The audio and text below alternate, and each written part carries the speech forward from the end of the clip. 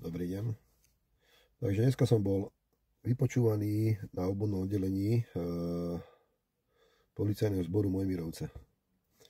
Podali sme oznámenie na Magáta Joža s tým teda, že nám ukradol panely spred domu a majú na to 30 dní, aby nám dali nejaké vyrozumenie. V podstate, samozrejme ešte nie je 30 dní, ale chýba možno nejakých 4-5 dní do tých 30 dní.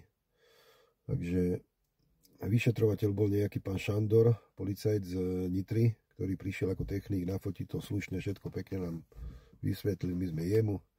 Podal to do Zlatých Moraviec, ja som zo Zlatých Moraviec. Samozrejme, keď som prišiel včera tam, tak zostali všetci údive. Ježiš Mária, však to snad nie je možné. Ja som sa prišiel opýtať, že čo sa deje, teda ako prebiehajú úkony, ako to vyšetrujú. No, tak naši policajti Zlatomoraveckí,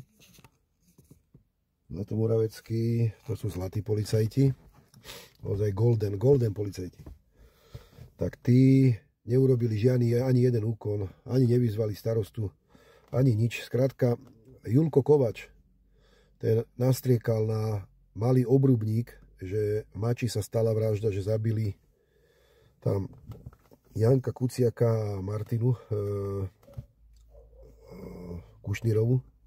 A za tento ozaj banalita priestupok, kde bola škoda 9,50, tak ho hneď zobrala polícia a hneď ho obvinili a hrozilo mu za to od pani riaditeľky, od prezídia policajného zboru, pani riaditeľky Galanty, 8 rokov väzenia.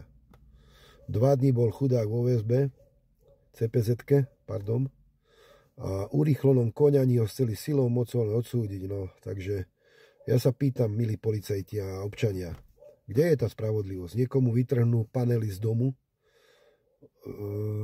vniknú mu do domu, nahádžu vám nábojnice ostré do oného, okradnú vás o majetok, o pozemok, aj s pánom Justonej, s Jožom Magatom, aj s riaditeľkou katastru Rajtarovou, a všetko je v poriadku.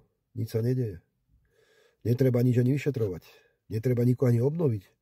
A mňa posunú zo Zlatých Moraviec voláte na druhú stranu Prišalu do Mojmiroviec. Že môj prípad riešia Mojmirovci, alebo že to je tak zložitý, ťažký prípad, že nikto sa tam nenájde taký, kto by zniesol obvinenie na nejakého Magáta, ktorý si robí svoju volu a kradne. Takže to je nonsens. Ja to beriem ako krádež. Boli sme na zasadnutí poslancov, dali sme normálne urobiť do diskusie nejaké návrhy.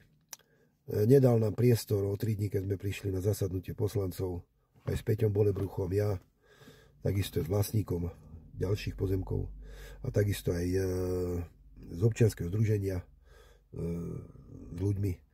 Ale starosta nám povedal, na konci diskusie dostaneme 3 minúty. Takže za 3 minúty, Jožko, ty sa za 3 minúty ani nevysereš.